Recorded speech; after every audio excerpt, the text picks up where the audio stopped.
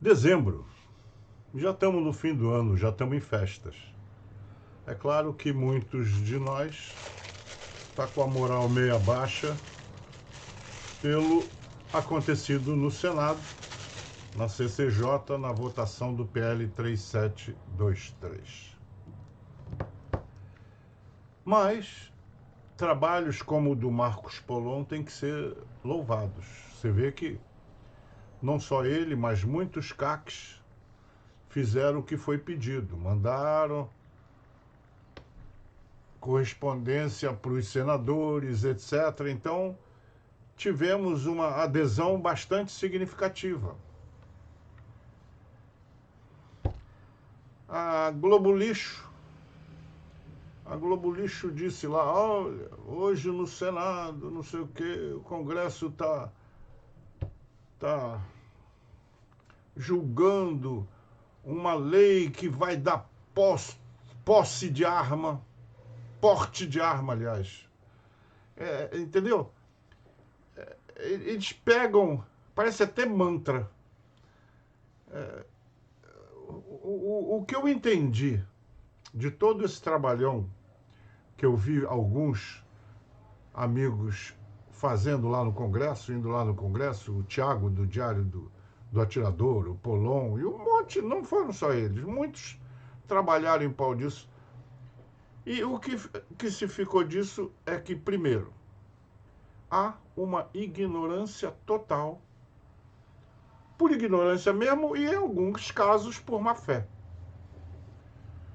do que seja o CAC. Então, a Globo Lixo fez a festa com um monte de besteira. Eu nunca vi conseguir ser tão concisos, ou seja, num espaço de tempo tão pequeno, conseguir dizer tanta merda. Né? Porque estão lá, os CAC vão sair armados por aí passeando. Aí teve uma idiota de óculos, que eu não sei o que é, dessas ONGs de merda que fica falando em... Vocês sabem do que eu estou querendo dizer, né? Essas ONG tipo Viva Rio e outras que sei lá para que existem, a pretexto de defesa de sei lá o quê. Então ela disse, não, porque tem lá um porte, ela estudou, mas como tem má fé, então ela desvirtua. Não, tem lá um porte de trânsito que autoriza o CAC aí com uma arma na cintura de casa pro clube de tiro e vice-versa. Mas... E aí entra a má fé. Entra a má fé e a Globo Lixo gosta de dar publicidade justamente para esse tipo de gente. Canalha, safada. Ah, mas não diz qual é o trajeto. Então o cara pode ficar perambulando, entra no cinema, depois vai pro parque aquático, entra... Ai, meu Deus. O que a gente... O PL não traz muita coisa. Ele foi todo fatiado, cortado. A única coisa que ele daria pra gente, e que a gente está precisando por causa das coisas que ocorrem no STF, e por causa do STF, a gente queria apenas uma lei que resguardasse algumas conquistas. Ponto. O nome disso é segurança jurídica. É só o que a gente queria. A gente não queria o que aconteceu. Naquelas manobras que o PT e os outros órgãos de esquerda vivem fazendo, né? Então, vendo que iam perder, pediram vista e aí pronto, vão jogar para o ano que vem. É sempre assim, quando eles têm maioria, eles forçam para votar na hora. Quando eles não têm, eles ficam enrolando para não votar nunca. O que a gente precisa é de segurança jurídica, que é o que a gente não tem. Ou seja, nesse período, até que eles votem uma lei, ficamos à mercê dos ventos que sopram no STF e que a gente sabe que não são bons. Infelizmente, essa é a realidade. É um povo ignorante, né? É um povo ignorante. É um povo que não sabe o que é Foro de São Paulo. Não sabe o que é Antônio Gramsci. Não conhece as manobras da esquerda. E a esquerda é um camaleão que muda de nome. Eu estou cansado de dizer isso, nas minhas aulas eu dizia isso. Dialética comunista. Hoje não se fala mais em comunismo, morreu. Isso era antigamente, anos 60, né, que o mundo era dividido entre Estados Unidos e Rússia. Então, no tempo da Guerra Fria, todo mundo ficava dizendo que os comunistas iam fazer isso e aquilo, e ninguém acreditava muito. E eles fizeram. Né? Eles vão comendo pela beirada e quando você vê, comeram tudo. Mas mudou de nome. De comunista passou para socialista. Nome não importa. O importa é o mau caratismo, é a safadeza desse povo. Tem muito fanático brasileiro, burro, que defende o que não entende. Então, um problema do Brasil é o nível muito baixo de educação. As escolas são ruins, não ensinam muito. Né? Então, vou falar o quê? Nego vota nesses caras, putz grilo, só tem bandido e nego vota. O cara não caiu de paraquedas, ele foi votado. Então o problema que a gente tem é no nosso povo que não sabe votar.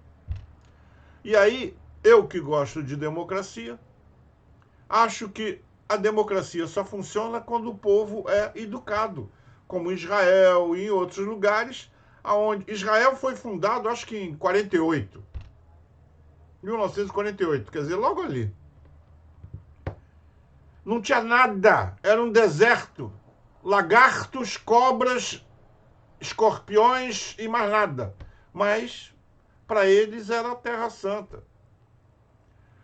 Construíram umas barracas, que eu não sei o nome daquelas barracas dos árabes, e botaram as crianças lá dentro. Não tinha nada, mas tinha escola. As crianças aprenderam, tiveram uma boa formação. Eles estavam lá combatendo os árabes, todos os árabes em volta quiseram acabar com o Estado de Israel. Tentaram, houve várias guerras, a Guerra dos 6 Dias, Guerra do Yom Kippur, Guerra do Cacete. Eles vivem tentando, não conseguem. Por quê? Porque em 48, quando criaram o Estado de Israel, primeiro fizeram uma barraca e transformaram aqui em escola, botaram as crianças para estudar. Israel não tem nada. Não tem os recursos que, por exemplo, nós temos no Brasil. Não tem. Mas tem tecnologia. Eles compram os nossos recursos, como o resto do mundo compra, a preço de banana, porque essas coisas primárias, né, tipo agroindústria e não sei o quê, isso é tudo coisa primária. É produção sem beneficiamento, sem tecnologia. Então eles compram minério de ferro, transformam em aço, mas não vende a chapa de aço. Quem vende placa de aço e chapa de aço é o Brasil, que não tem escola, não tem educação e não tem tecnologia.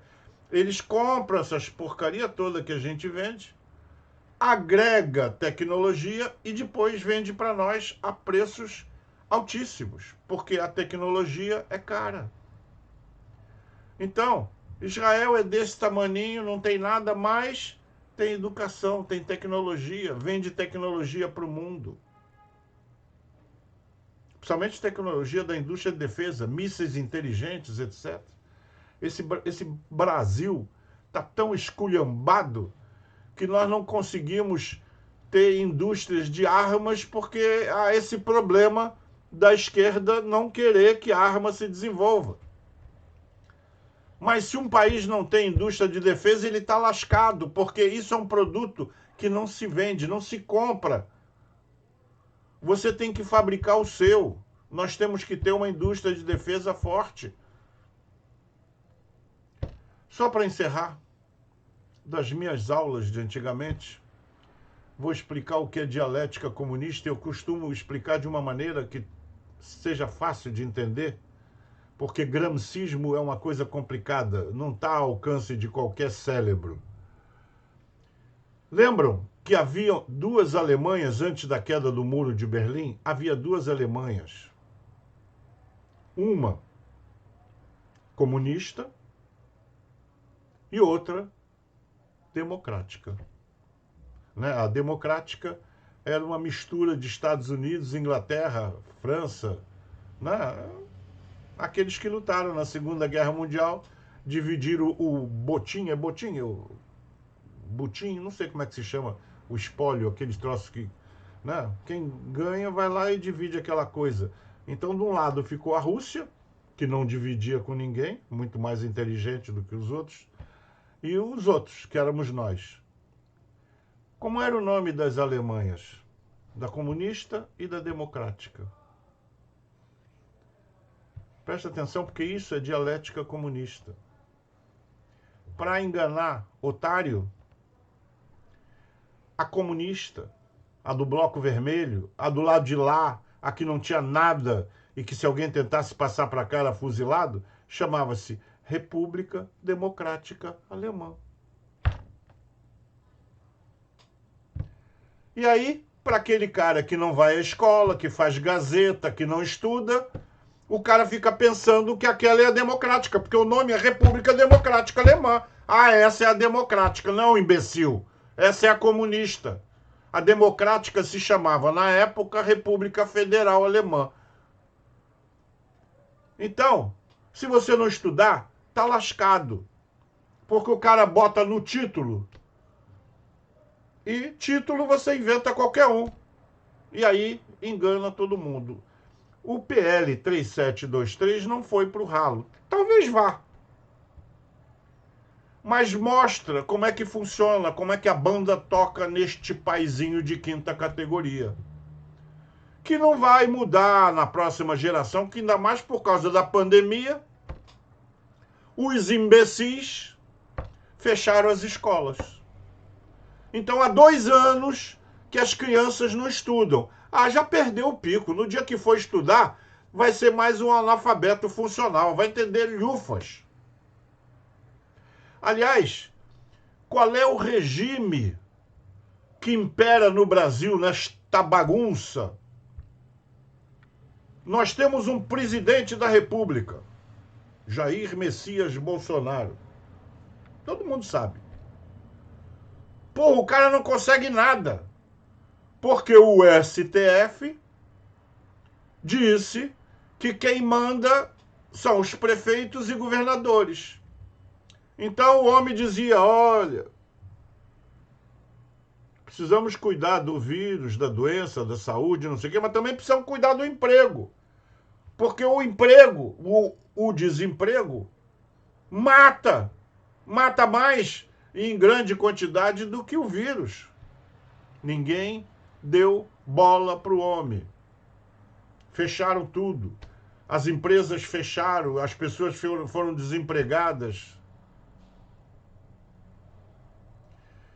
Lembra que eu falei que no começo a gente com o PL 3723 queria apenas segurança jurídica? O que é segurança jurídica, gente? Procura o vídeo do Thiago, do Diário do Atirador, que ele fez uma live rapidinha dessa que ele faz no carro e ele explica direitinho. Se nós tivéssemos aprovado o PL 3723, que o senador Girão vive dizendo besteira aí, não, se tirar certas coisas, eu até concordo. Tirar certas coisas o quê? Recarga, tiro, CAC. Se tirar tudo, ele concorda. Grandes... A segurança jurídica diz que se tivesse aprovado a lei, o STF não pode.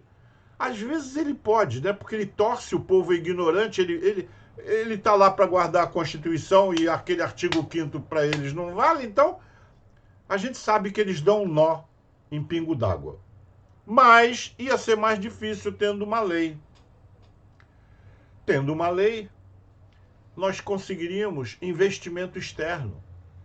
Empresas multinacionais viriam para o Brasil fabricar, produzir, gerar renda e emprego.